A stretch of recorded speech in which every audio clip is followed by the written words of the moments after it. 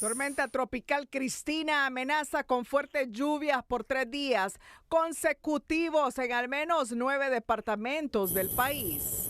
Congreso Nacional aprueba la creación de circuitos especializados integrados solo por mujeres para atender casos de violencia contra féminas. Representante legal de la Unidad de Política Limpia, Raúl Paniagua, pide que investiguen supuesto desvío de fondos en campaña de Salvador Nasralla. E Hiroshka responde, el que nada debe, nada teme. Por unanimidad, la Corte Suprema aprueba anteproyecto de ley del Consejo de la Judicatura. Turba irrumpe en posta policial para sacar y linchar a un individuo en un hecho que reabre el debate sobre ausencia del Estado. SENASA confirma la presencia de influenza aviar en zopilotes negros en la comunidad de El Higuito, en Talgua, departamento del Empira. Miles de fieles, especialmente jóvenes, acompañan al Papa León XIV en España en una de las mayores manifestaciones de fe de los últimos años. Secretario de Estado de Estados Unidos Marco Rubio calificó al régimen de Daniel Ortega y Rosario Murillo como un enemigo de la humanidad.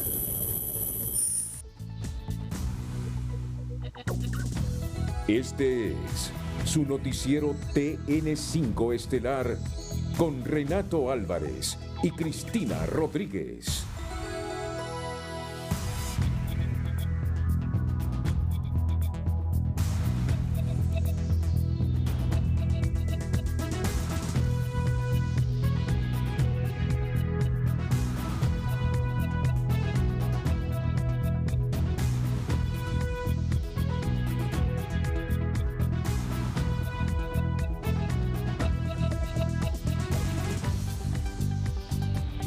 Muy buenas noches, Honduras. Bienvenidos a la emisión de este lunes 8 de junio, donde hay una agenda informativa Cargada, Renato, sumamente interesante. Pero lo prioritario es lo prioritario. Tenemos una tormenta tropical y esas tormentas tropicales que luego se convierten en huracanes nos han dejado lecciones a todos. Totalmente. Como para que el periodismo, como para que la prensa no desconozca lo que implica la naturaleza. La noticia del día es presentada por Claro. Con Claro Fibra, juega de titular en tu hogar con 800 megas de velocidad por solo 1,100 lempiras para vivir la pasión del fútbol. La tormenta tropical Cristina, el mismo nombre de mi compañera, comienza a hacer sentir sus efectos en Honduras. Las autoridades han activado alertas preventivas en varios departamentos ante el riesgo de lluvias intensas, crecidas de ríos, deslizamientos e inundaciones. Mientras los pronósticos advierten que las precipitaciones podrían intensificarse en las próximas horas, los organismos de emergencia piden a la población extremar precauciones y mantenerse atenta a las informaciones y reportes oficiales. Intensas lluvias asociadas a la tormenta tropical Cristina mantienen alerta verde a 9 departamentos del territorio nacional, ante el riesgo de crecidas repentinas de ríos, quebradas, deslizamientos de tierra e inundaciones en distintos puntos del país durante las próximas 72 horas. No descartamos que estas lluvias generen algún tipo de saturación de suelo, especialmente en la línea occidental, departamentos fronterizos a El Salvador, y vamos a monitorear muy de cerca el río Huascorán, que es el que podría percibir más agua, lo mismo el río Nacaome y Choluteca. La alerta verde fue decretada para los departamentos del Paraíso, Intibucá, Choluteca, Bayo, Cotepeque, El Empira, La Paz, Francisco Morazán y Comayagua, donde se esperan las precipitaciones más fuertes y un aumento significativo en los niveles de los afluentes, lo que podría poner en riesgo a las comunidades más vulnerables. Bueno, esto significa que son los departamentos que esperamos empiece a llover más.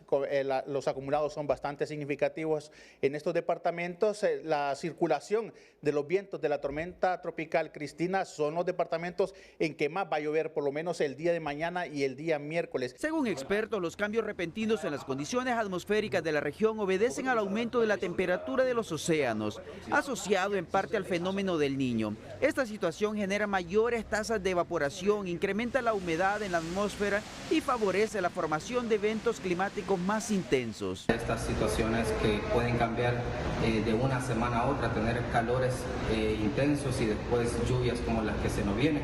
Es decir, el calor y la lluvia ahora con el tema de cambio climático pueden perfectamente coexistir.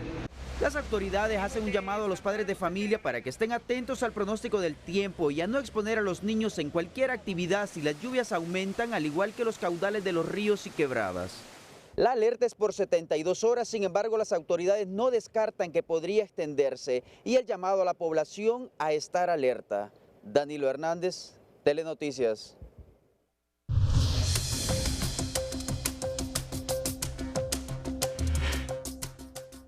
Ante la alerta verde decretada en varios departamentos por los efectos de la tormenta tropical y tomando en cuenta los daños provocados por las recientes lluvias en distintos sectores de San Pedro Sula, autoridades de Copeco y de la Alcaldía Municipal han reforzado las acciones preventivas en las zonas más vulnerables para reducir el riesgo de emergencias. San Pedro Sula es una ciudad altamente vulnerable. Tenemos las partes bajas altamente vulnerabilidad por inundaciones y tenemos la parte alta que también es vulnerable al tema de deslizamientos. También el señor alcalde nos presentó unas fotos que tiene lamentablemente de la zona del Merendón, donde hay mucha deforestación, mucha tala, y esto pues podemos ver que cuando tenemos lluvias pues hay mucho arrastre de troncos, de escombros, de basura, y esto provoca pues que se obstruyan los drenajes de aguas lluvias y provoca inundaciones en la parte de San Pedro Sula. El funcionario informó que equipos técnicos se mantienen desplegados en áreas sensibles de la ciudad para monitorear cualquier situación de riesgo y brindar una respuesta oportuna a la población. La tormenta tropical Cristina comienza a generar impactos en Centroamérica, obligando a los gobiernos de la región a activar medidas preventivas y de respuesta ante el riesgo de lluvias intensas, inundaciones y fuerte oleaje. En Costa Rica, 5 personas permanecen desaparecidas después del vuelco de 2 embarcaciones en las costas del Pacífico, específicamente en Playa Negra y Playa San Juanillo, en la provincia de Guanacaste. Las autoridades mantienen operativos de búsqueda por mar y tierra, mientras persisten las condiciones adversas. En Guatemala, la Coordinadora Nacional para la Reducción de Desastres, conocida como CONRED, recomendó elevar el nivel de alerta a color naranja y reforzar los mecanismos de preparación y respuesta en todo el territorio nacional ante los posibles efectos del fenómeno. Por su parte, en El Salvador, el Ministerio de Educación suspendió las clases presenciales para los días 9 y 10 de junio en todos los centros educativos públicos y privados, incluyendo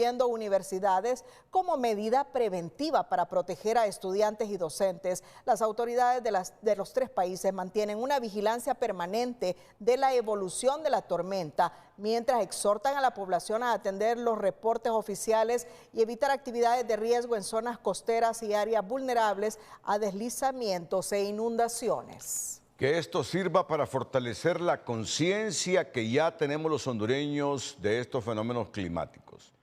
Costa Rica hay 5 desaparecidos y también los guatemaltecos y salvadoreños están tomando las precauciones del caso.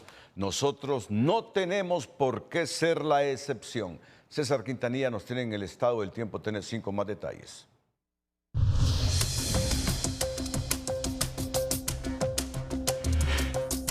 Hola, ¿qué tal? Qué gusto saludarles. Bastante actividad en el Océano Pacífico. Después de Amanda surgió Boris y cerca de nuestras costas está Cristina. Ambos fenómenos están fortaleciendo. Tienen esta noche vientos superiores a los 75 kilómetros por hora. ¿Qué va a pasar? Que estos sistemas se van a mover, o particularmente Cristina, no va a entrar a tierra firme, por lo menos sobre Honduras y El Salvador. Posiblemente el día jueves a viernes podría ingresar por la parte sur de Guatemala. Sin embargo, en ese bordeo que va a ser sobre la costa de El Salvador dejará fuerte actividad lluviosa. El problema en este momento es que tenemos un sistema en las capas altas de la atmósfera que está enviando aire frío pero seco. Y eso no permite que la abundante lluvia suba desde el Pacífico. Sin embargo, el pronóstico de varios modelos nos está arrojando que al menos el sur, centro y occidente deben esperar lluvias, principalmente para la tarde de este martes, lluvias en abundancia. Precisamente hay una tabla ya que está emitiendo el Centro de Huracanes que nos muestra en colores que esperamos entre 50 y 100 milímetros sobre áreas del centro y occidente, pero hasta entre 200 y 300 milímetros en sectores de El Salvador, el Golfo de Fonseca, así que todos esos sectores deben prepararse para recibir bastante actividad, porque mientras el fenómeno está rotando y se va acercando lentamente a raíz de 9 kilómetros por hora, pues estará subiendo más humedad en porciones del sur, repito, centro y occidente. Y ojo, la altura del oleaje peligrosa para estas próximas horas, 5.5 metros, puede llegar a altura máxima en el Golfo de Fonseca, así que en sectores de Marcovia, Cedeño, extremar precauciones por favor. Las temperaturas van a 31, bastante bajas en el sur, 27 aquí en el centro, 32 en el oriente, 31 y 34 en el norte y 34 en puntos de Santa Bárbara, pero sobre Lempira, Copán, Ocotepeque quizás no superan los 30 grados Celsius. Así está el panorama meteorológico para estas próximas horas. Cuídense mucho, siempre le queremos como televidente y no como noticia. Que la pasen bien.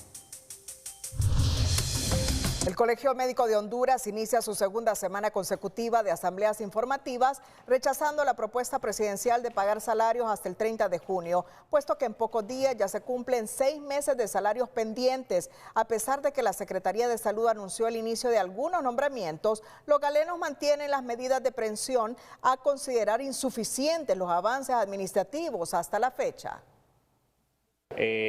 No aceptamos el hecho de que el presidente, en este caso pues el ministro de Salud, mencione que hasta el 30 de junio, en virtud de que ya se van a cumplir 6 meses sin salario y realmente ya es una condición que es inhumana para cualquier médico, de los cuales nos encontramos afectados. Se han seguido haciendo más despidos en diferentes instituciones del Estado, entonces eso es una problemática que agrava la situación y dilata pues todo el procedimiento administrativo correspondiente o las resoluciones que nosotros estamos pidiendo. Advierten que las medidas de presión se irán intensificando en los próximos días debido a que muchos profesionales de la salud ya se encuentran en condición de calamidad doméstica. El gremio exige un diálogo directo e inmediato con el presidente Adfura para resolver la problemática. Vamos a esperar a que me dé cáncer, porque eso es lo que estoy esperando. No estoy esperando solución, sino un cáncer. Los exámenes en sus manos cuentan una historia de meses de espera, pero son sus ojos llenos de lágrimas los que reflejan la desesperación de una mujer que siente que su salud se deteriora. Doña Francisca Castro asegura que lleva meses esperando una cirugía para extraerle un tumor en la matriz. Sin embargo, las asambleas informativas han impedido que el procedimiento sea programado. Mire, yo estoy desde noviembre del año pasado con este tumor en mi matriz y estoy luchando para que me operen. ¿Y a dónde está la respuesta de ellos? Que no, que están en paro. Vengo hoy, ya van a ser 6 meses, se me van a vencer los exámenes que me hicieron ya.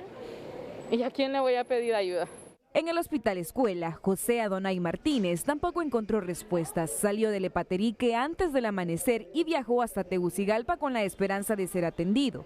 Sin embargo, regresó a casa sin atención médica. Y uno pues de repente hace un gasto porque pagar un carro desde el Epaterique hasta aquí, eso le sale caro. Sí. A veces 2.000 lempiras, a veces 1.500, así.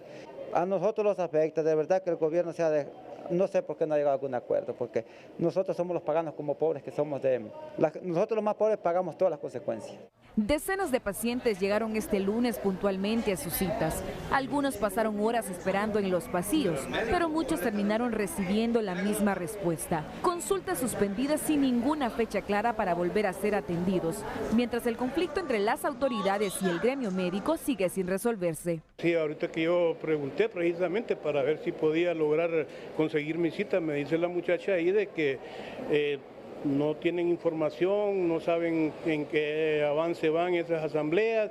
En la desesperación que nos encontramos todos los derechohabientes del Seguro Social. Si yo pagué 43 años, pagué Seguro Social, y si yo ese dinero lo hubiera guardado, yo estuviera pagando algo privado. Y vengo al seguro y no encuentro nada. Sus historias son distintas, pero comparten la misma preocupación. Mientras el conflicto continúa, miles de pacientes siguen esperando una consulta médica. La incertidumbre continúa para miles de hondureños que dependen del sistema público de salud. Mientras persisten las protestas, la atención médica sigue siendo una deuda pendiente para muchos hondureños. Carolina Martínez, Telenoticias. Pero antes, cansados de esperar ayuda externa, los habitantes de 13 comunidades del río Paya, en Iriona, Colón, decidieron construir su propio futuro. Con aportaciones de los mismos pobladores, impulsan la construcción de un puente de concreto que beneficiará a cientos de familias y mejorará la conectividad de la zona. La noticia positiva es presentada por Tigo. Solo con Tigo, el único operador con los 104 partidos de la Copa del Mundial de la FIFA en todos los dispositivos, TV, app y web. Contrata ya en Tiendas Tigo. Con una inversión de 4.5 millones de lempiras que obtuvieron del aporte de sus habitantes, 13 comunidades de Río Paya del municipio de Iriona, en el departamento de Colón, construyeron un puente de concreto de 55 metros de largo, 4.8 metros de ancho, en 3 meses. Que voluntariamente nos hicieron unos buenos aportes, por ejemplo, con logística, con herramientas, con retroexcavadora, tuvimos así aportes económicos, pero no con ONG ni tampoco con participaciones del gobierno. Se cansaron de esperar el cumplimiento de las promesas estatales y empezaron a diseñar y a trabajar. El que no aportó dinero efectivo, aportó mano de obra. Sí, tuvimos algunos ofrecimientos, pero lastimosamente nunca llegaban. Y ahora pues nosotros nos propusimos ya con todas las comunidades aquí y es un éxito. Ya lo logramos, gracias a Dios. Continuarán con más proyectos similares, aseguran los habitantes, ya que este municipio cuenta con muchos ríos que les impiden el acceso a la educación, salud y la actividad comercial. Que esto venga a ser algo para que las demás comunidades que están esperando de repente que les vengan a resolver, pues que tomen, como decimos nosotros acá, el sartén por el mango, ¿verdad? Para que puedan tomar decisiones, unirse. Cuando este río Paya crecía, aquí el paso se interrumpía hasta por 15 días. Muchos vehículos quedaron varados, mercadería que se perdió, pero ahora afortunadamente este problema se acabó. También cabe apuntar que aquí no ha aportado ni un centavo el gobierno ni la municipalidad de Iriona. El río Paya, Iriona, Colón, Héctor Madrid, Telenoticias.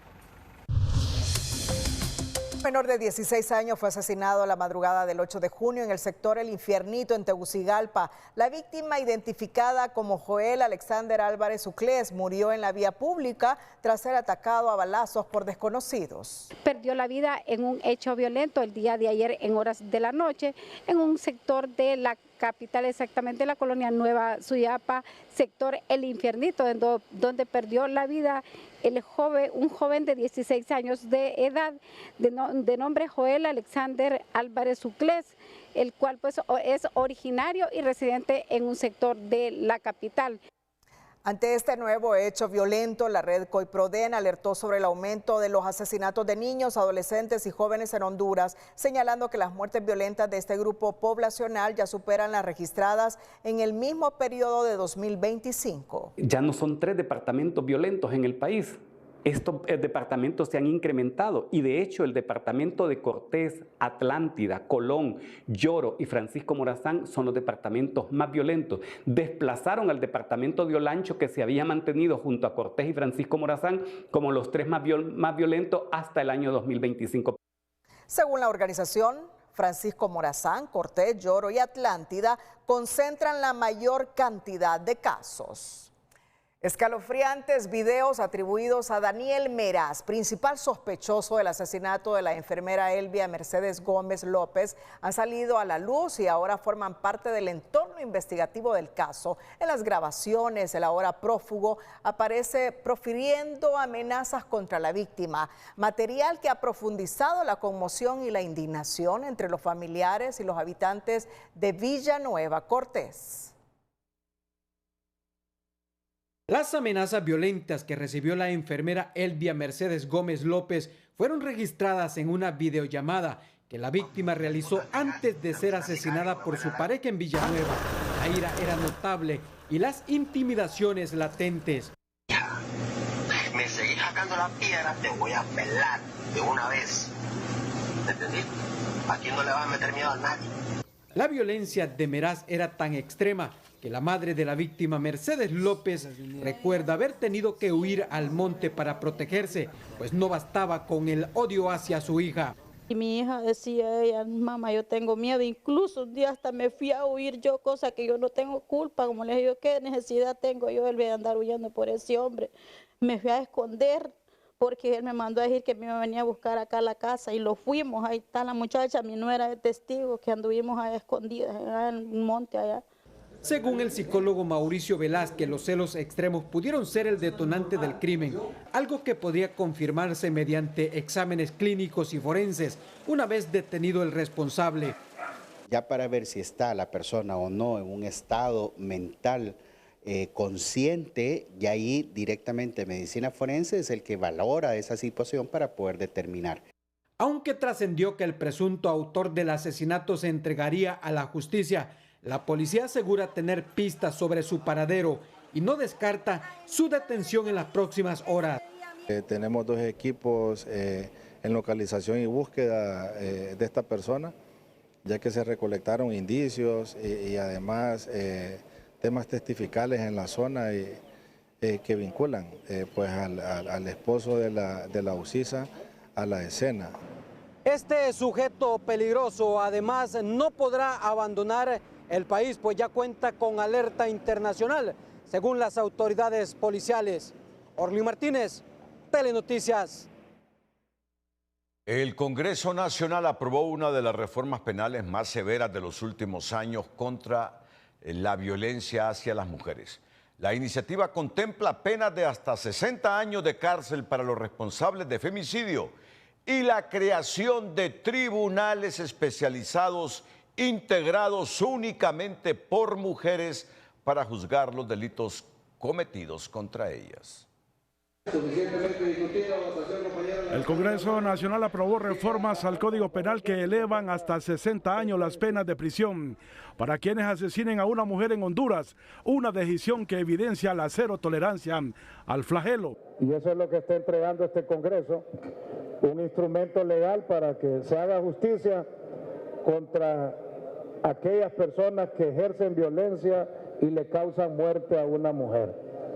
Esta reforma fue socializada con la Corte Suprema, emitió su opinión.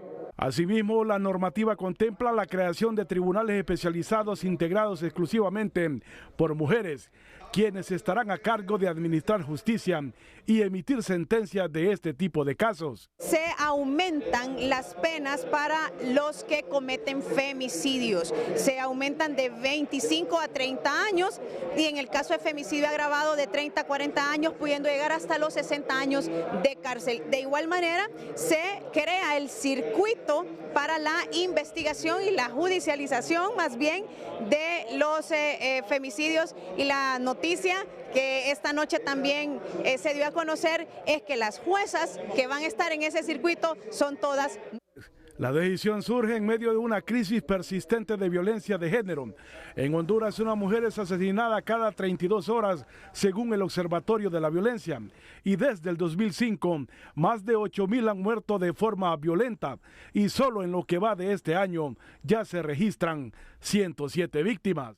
El endurecimiento de las penas sin lugar ayuda, pero sabemos que los delincuentes no se disuaden por las penas, pero sí esta reforma lo que ayuda es a visibilizar aún más la necesidad de un abordaje integral para combatir el femicidio. El principal disuasivo es el índice de impunidad que hoy ronda en más del 90%. El femicida lo piensa 2 veces cuando sabe que va a ser capturado, que va a ser juzgado. Las reformas fueron aprobadas con el respaldo de todas las bancadas del Congreso Nacional en un mensaje de unidad política frente a una problemática que sigue cobrando vidas en el país. Las reformas aprobadas esta noche en el Congreso Nacional endurecen las penas por femicidio hasta los 60 años y también manda a crear tribunales conformados por mujeres para juzgar este tipo de casos, en una respuesta firme para combatir este flagelo. María Yolanda, Telenoticias. El presidente del Congreso Nacional, Tomás Zambrano, anunció que el dictamen presentado este lunes sobre las reformas a la ley contra la violencia doméstica contempla la creación de un registro nacional de agresores, así como restricciones para obtener licencias de conducir, portar armas o aspirar a cargos públicos en caso de condena. La iniciativa también busca fortalecer la protección patrimonial de madres e hijos víctimas de violencia y abandono, con el objetivo de garantizar mayores mecanismos de resguardo y justicia para las familias afectadas. De regreso con la agenda nacional, después de años de debate y tras la desaparición del anterior modelo por decisión de la Justicia Constitucional, el Consejo de la Judicatura está un paso más cerca de regresar. El Pleno de la Corte Suprema de Justicia aprobó por unanimidad el anteproyecto de ley que busca fortalecer la carrera judicial, la disciplina interna y la independencia de los operadores de justicia. Sin embargo, el reto será evitar los errores del pasado y garantizar que el nuevo organismo cumpla con las expectativas de modernización del sistema judicial. Una de las reformas más esperadas dentro del Poder Judicial se cumplió este lunes cuando, por unanimidad de votos, el Pleno de Magistrados aprobó el anteproyecto de ley del Consejo de la Judicatura y la Carrera Judicial, que será remitido este miércoles al Congreso Nacional para su discusión y eventual aprobación. Implica entonces necesariamente que las asociaciones de jueces, entendiendo que este es el gobierno de los jueces, deberá proponer sus postulaciones, hacer sus postulaciones para que sea la Corte Suprema que nombre este organismo, entendiendo que este es un organismo interno de administración del Poder Judicial, por lo tanto le corresponde a esta entidad hacer su nombramiento. Digamos que ese es un elemento central de la nueva ley que tendrá que aprobarse por parte del Congreso de la República. La propuesta contempla un órgano integrado por 5 consejeros propietarios y 3 suplentes, con representación de diversos sectores del Poder Judicial. Sin embargo, el desafío será garantizar que el nuevo modelo no repita los errores del pasado ni las circunstancias que llevaron a la declaratoria de inconstitucionalidad. Yo he escuchado que el Pleno quiere tener un consejo que dependa jerárquicamente del Pleno y eso no va a traer buenas noticias en la parte de administración de personal y de justicia del país. Juristas consultados coinciden en que el nuevo organismo debe fortalecer la carrera judicial, los ascensos por mérito, la disciplina interna y la independencia de jueces y magistrados. Lo que más interesa al pueblo hondureño es que todos los últimos nombramientos que realizó la expresidenta de la Corte sean analizados. Si magistrados, si jueces reunían el perfil para los cargos que fueron nombrados. Ahora la responsabilidad pasa al Congreso Nacional, donde el proyecto será analizado, debatido y eventualmente aprobado. Solo entonces podrá saberse si el nuevo Consejo de la Judicatura responde a las expectativas de modernización del sistema de justicia. Que haya una separación en quien juzga, ejecuta los juzgados y en nombramiento de jueces, que creemos que es una actividad de meritocracia y que de igual forma debería ser una situación que se maneje administrativamente, no por el Poder Judicial. Tras años de ausencia, el Consejo de la Judicatura está más cerca de regresar. El reto será que la ley y la realidad caminen por la misma ruta.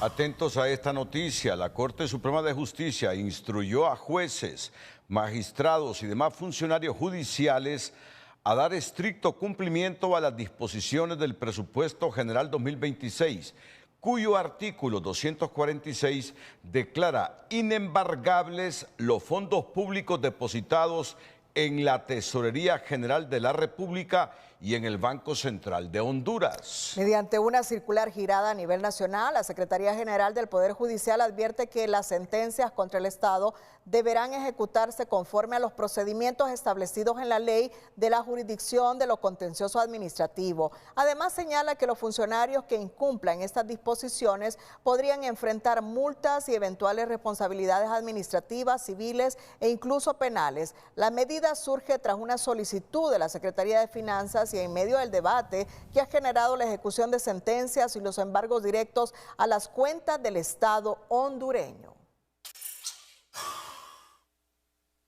Los embargos directos a las cuentas del Estado quedan prácticamente descartados luego que la Corte Suprema ordenara a los jueces cumplir con el artículo 246 de las disposiciones presupuestarias que declara inembargables los fondos de la Tesorería General de la República y del Banco Central. Este decreto legislativo ordena a la Secretaría de Finanzas y también a los entes judiciales cómo debe de llevarse a cabo los diferentes procesos, que es a través de una comunicación que debe de haber entre el Poder Judicial, a través de los juzgados, a la Tesorería General de la República. La normativa no libera al Estado de pagar sus deudas, lo que ordena es remitir las sentencias a la Tesorería General de la República antes que al banco para cumplirlas según la disponibilidad de recursos y garantizar los servicios de la Secretaría de Estado y de las alcaldías. Lo que hay que tener bien claro es que han habido excesos y no es de ahorita, es de siempre, y creo que la medida es buena, que haya un control, que se centralice para que sobre todo alcaldías no queden en cero. Tenemos conocimiento de muchas alcaldías que en su momento dado más tardaba en llegar la transferencia que en ser embargadas el dinero en las mismas. Sin embargo, la reforma también establece un límite de hasta 12 meses para que el Estado cumpla con el pago. De lo contrario, un juez podrá ejecutar la sentencia forzosamente sobre la cuenta única del Tesoro. Para este abogado es ahí donde surge la controversia, ya que la reforma permite ejecutar la sentencia después de un año aplicando la ley de lo contencioso administrativo, pero al mismo tiempo declara inembargable los fondos públicos, lo que a su criterio es inconstitucional.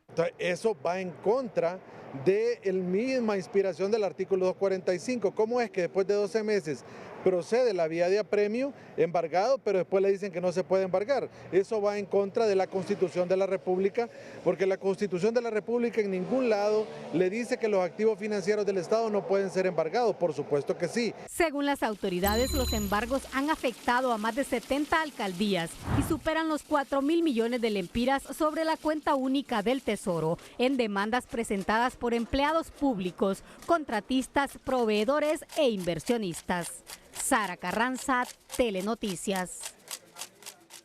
El Ministerio Público mantiene abierta la investigación sobre el financiamiento de la campaña presidencial de Salvador Nasralla en 2025. La indagación busca determinar si existen inconsistencias entre los informes financieros presentados y una denuncia que señala la presunta captación irregular de recursos durante el proceso electoral. Mientras tanto, la coordinación de campaña del ex candidato rechaza los señalamientos y defiende la legalidad de los fondos utilizados. La información, sin entrar en detalles, salió del Ministerio Público, que se limita a decir que un ex candidato presidencial está bajo investigación por supuestos malos manejos de fondos de la campaña en las elecciones generales pasadas. Por el proceso investigativo no se puede mencionar nombres, pero sí es un ex presidenciable. ¿Del Partido Liberal?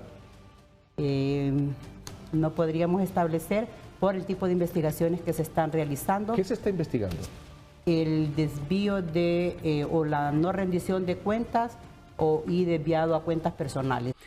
En esta misma comparecencia, la directora de Fiscales adelantó que uno de los primeros citados como testigos en este caso es la comisionada presidente de la Unidad de Política Limpia, Ivonne Ardón, que llegó este lunes al Ministerio Público acompañada de su apoderado legal, quien después de la cita no se guardó nada de quién es el candidato y la investigación que le siguen. El Ministerio Público investiga de forma oficiosa.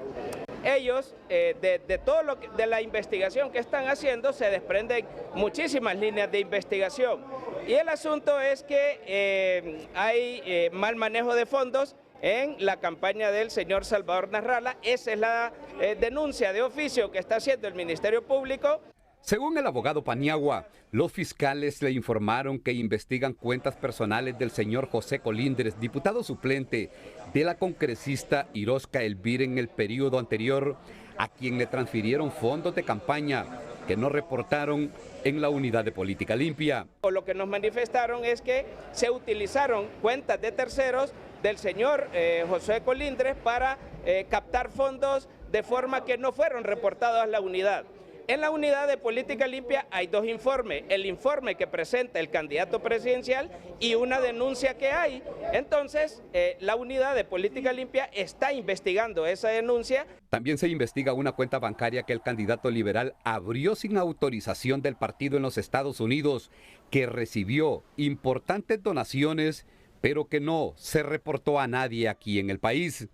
La unidad de política limpia consultó al Partido Liberal si había autorizado al señor Salvador Narrala a aperturar cuentas a nombre del Partido Liberal en otros países y el Partido Liberal dijo que no, porque lo que ocurrió es que se manejaron fondos separados del Partido Liberal y del señor Salvador Narrala. Por tanto, la denuncia es que hubo fondos que no fueron informados en el informe de gastos de campaña del señor Salvador Narrala. Nosotros hicimos todo conforme a ley. Presentamos los informes a la unidad de política limpia, nos mandaron subsanaciones, hicimos las mismas y ahora estamos esperando la aprobación del Pleno y que nos den, pues que nos digan si el informe está bien o si hay más observaciones o si hay más que hacer. Este profesional del derecho confirmó que algunos fondos fueron transferidos a cuentas de países extranjeros donde no hay mucha regulación en materia financiera.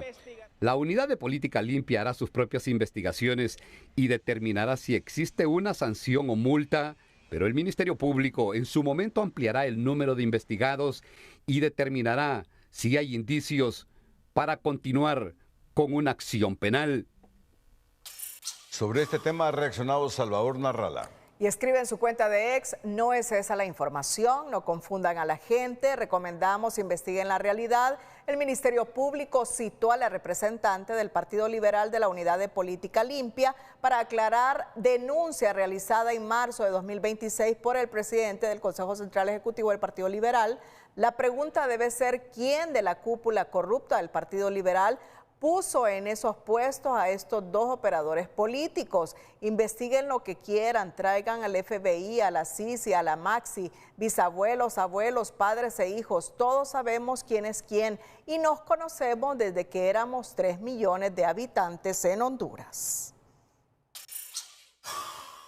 Iroshka Elví rechazó los señalamientos que vinculan a su esposo Salvador Nasrallah con un supuesto caso de malversación de fondos de campaña y aseguró que todos los recursos fueron administrados conforme a la ley. La diputada sostuvo que no se abrió ninguna cuenta en el extranjero para financiar actividades políticas y que las liquidaciones fueron presentadas en tiempo y forma ante la Unidad de Política Limpia. Además, afirmó que se atendieron y subsanaron los requerimientos formulados por el organismo fiscalizador.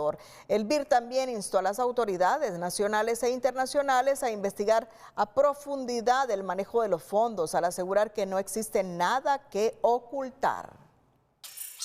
Roberto Contreras, presidente del Central Ejecutivo del Partido Liberal, explicó que los recursos fueron administrados a través de dos cuentas distintas, ya que el excandidato presidencial Salvador Narrala manejó sus finanzas por medio de su propio equipo de trabajo. Además, recordó que su firma fue desautorizada a petición del propio Narrala, quien solicitó que la Secretaría Suplente asumiera la responsabilidad. Es una violación a los estatutos de lo que es el Consejo Central Ejecutivo del Partido Liberal, pero aún así se permitió eso. Luego de eso, ya el manejo de los fondos, de lo que captó el ingeniero, su tesorero era el abogado Jorge Herrera, quien tuvo que rendir una declaración a la Unidad de Política Limpia y tengo entendido que también investigaron o preguntaron al ingeniero Salvador Narrala sobre cómo se habían manejado los fondos. El presidente del partido también afirmó que el manejo de los recursos se realizó con tal nivel de reserva que desconoce si el excandidato recibió aportaciones adicionales de financiadores. No obstante, aseguró que brindará su respaldo a Narrala y que el Consejo Central Ejecutivo del Partido Liberal pondrá a disposición de las autoridades toda la información que sea requerida. Antes, con esfuerzo, constancia y una profunda pasión por la naturaleza, Daniel López, un emprendedor ceibeño, ha encontrado en un pequeño vivero una oportunidad para construir su futuro. Desde este espacio produce y comercializa plantas frutales y ornamentales, además de ofrecer servicios de jardinería, combinando su amor por el medio ambiente con el deseo de generar ingresos para su familia. El emprendedor de hoy es presentado por Ficosa. Los grandes emprendimientos se construyen con buenas decisiones. Deposita o incrementa tus ahorros desde 1000 lempiras y participa por 1.000.000 de lempiras. Desde hace muchos años el ingeniero Daniel López decidió emprender con un pequeño vivero ubicado en el barrio Potrerito de esta ciudad Puerto de la Ceiba, donde atiende a su clientela con mucha amabilidad. Este vivero lo iniciamos hace 5 años ya, para atender también alguna demanda de la población, aparte de que soy un ambientalista de profesión, y eso nos ha gustado, y atendiendo también la demanda y ayudando un poco a conservar el medio ambiente en nuestra ciudad, en nuestro país, y de esa manera hemos logrado ya tener una buena cantidad de plantas también sembradas en toda lo que es la Ceiba. Actualmente este emprendimiento cuenta con una amplia variedad de ejemplares que incluyen árboles frutales, árboles de sombra, plantas ornamentales, flores y suculentas. Manejamos todo lo que son ornamentales, frutales, algunas plantas de protección también, que la gente nos pide, y de esa manera también manejamos algunos cactus y algunas plantas que nos piden algunas personas, que donde estén en el país se las buscamos para satisfacer esa demanda que ellos piden. Para apoyar a este emprendedor puedes ubicarlo en el barrio Potrerito de esta localidad o llamar al 3324-6494. En La Ceiba, Nahum Monge, Telenoticias.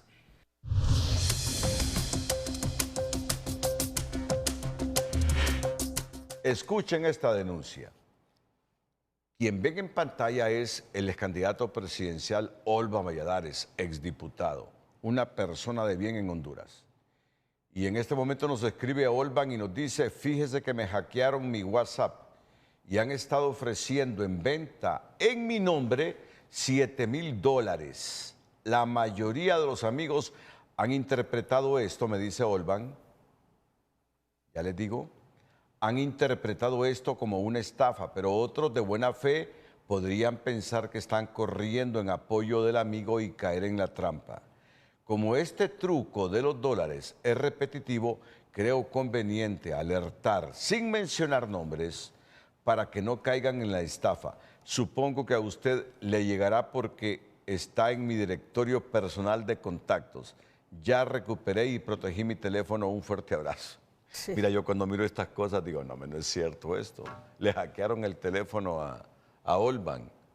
Se lo han hackeado a un montón de compañeros, amigos, sí. E inclusive a mi excompañera y amiga Telma Mejía hace también como 2 semanas. Sí, su WhatsApp. Así que atentos, cuando usted reciba estas cosas en su WhatsApp, de que alguien conocido o no conocido, si es que solo es que se imaginen que tiene dinero y lo hackean. Y sabe que hay que tener cuidado con los links que usted recibe al WhatsApp, porque cuando usted le da entra al link, ahí le robaron información. Así que no es cierto. No necesita Olvan de esta ayuda de $7,000. Que quede constancia. Más de 7,000 millones de lempiras comenzaron a llegar a los bolsillos de los empleados públicos por el pago del 14º mes de salario, anunció el secretario de Finanzas, al indicar que el proceso quedará completado esta misma semana.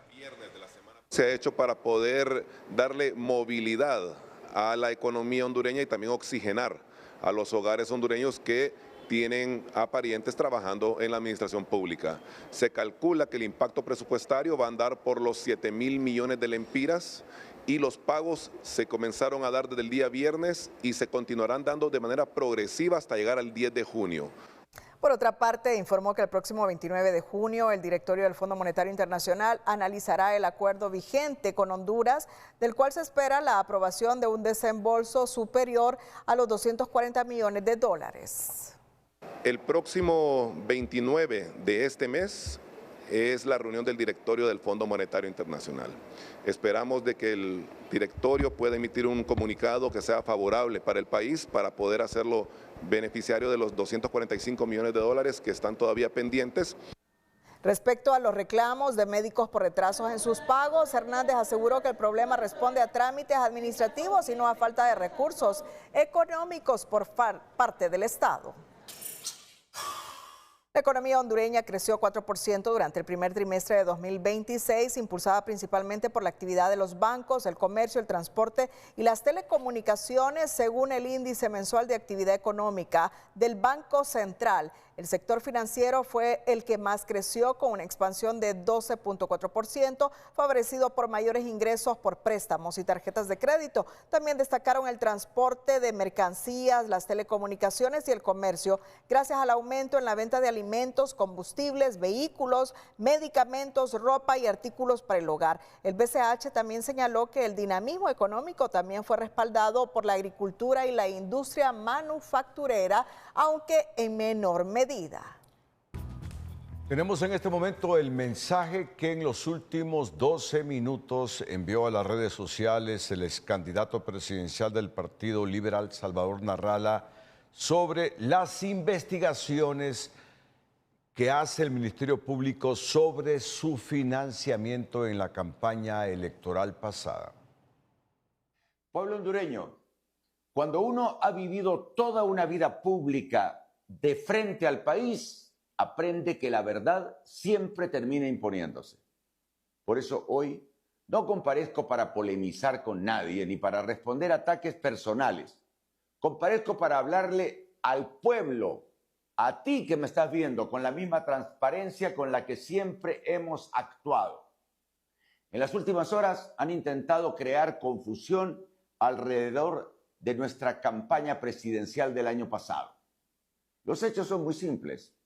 Otra vez estamos viendo la misma película de siempre.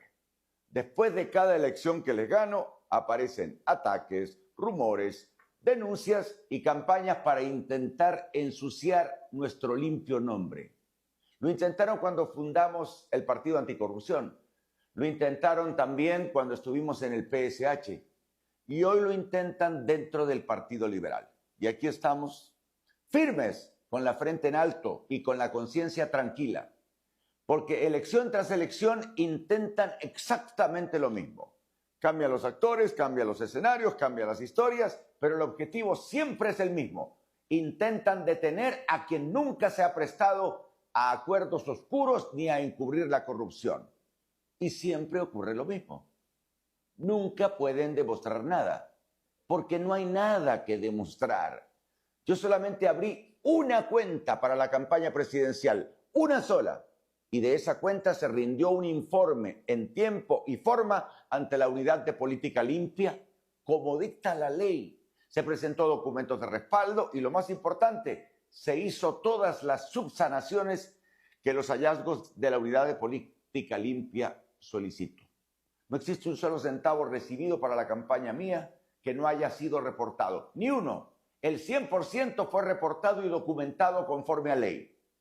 Además, los informes fueron presentados ante Política Limpia y cualquier observación o hallazgo administrativo que surgió dentro de ese proceso fue atendido y subsanado conforme a los procedimientos correspondientes. Ahora hablan de cuentas en el extranjero. Yo nunca abrí cuentas en el extranjero a mi nombre ni a nombre del Partido Liberal para la campaña, ni en Estados Unidos ni en ningún país del mundo. La única cuenta que se abrió dejó registros, se abrió en Honduras, dejó documentos, firmas, procedimientos y controles. Es súper fácil verificarlo. Las actividades que simpatizantes realizaron fuera de Honduras para apoyarnos fueron actividades desarrolladas por ellos mismos en los lugares donde viven, y pregúntenles a ellos. Por eso hemos dicho desde el primer día que revisen todo, que investiguen todo, que auditen todo. Hemos sido de los principales impulsores de la CICI y de la MAXI. Que venga la CICI, que venga la MAXI, que venga el FBI, que vengan todos. Y si quieren comenzar investigando a Salvador Narrala, que comiencen por Salvador Narrala. No tengo ningún problema con eso. El que tiene la conciencia limpia no le teme a las investigaciones. Son 49 años consecutivos declarando impuestos sobre la renta. ¿Cuántos hondureños pueden decir lo mismo? Quienes sí le tienen miedo a la CICI son los corruptos que han saqueado a Honduras durante años, los que se esconden detrás de partidos políticos, gobiernos, influencias y privilegios. Ellos son los que le temen a la verdad para que salga a la luz. Nosotros no. El que nada debe, nada teme. Yo les recomendaría que dediquen más tiempo a trabajar por nuestra gente, por nuestra Honduras, y menos tiempo a fabricar rumores. Que nos pregunten sobre nuestro plan de gobierno, que nos pregunten cómo vamos a generar empleo, les podemos dar las ideas, trabajamos 3 años en eso. Cómo vamos a combatir la corrupción, cómo vamos a mejorar la seguridad, la educación, lo que merece el pueblo hondureño. Porque Honduras no necesita más distractores. Honduras necesita soluciones. Con la ayuda de Dios, queridos amigos, vamos a seguir caminando por el mismo camino que hemos recorrido durante toda nuestra vida pública. Las 5. Cerramos la emisión estelar con las 5 de TN5. Feliz noche. Las 5 de TN5 son presentadas por Hospital Clínica y Óptica Santa Lucía. Invierte tu 14avo. Este junio, compra aros SL con lente graduado y recibe otro aro gratis. Tormenta tropical Cristina amenaza con fuertes lluvias por 3 días consecutivos en al menos 9 departamentos del país. Congreso Nacional aprueba la creación de circuitos especializados integrados solo por mujeres para atender casos de violencia contra féminas. Por unanimidad, la Corte Suprema aprueba anteproyecto de ley del Consejo de la Judicatura. SENASA confirma la presencia de influencia aviar en sopilotes negros en la comunidad de Aligüito, Talgua, departamento del Empira. Secretario de Estado Marco Rubio calificó al régimen de Daniel Ortega y Rosario Murillo como un enemigo de la humanidad.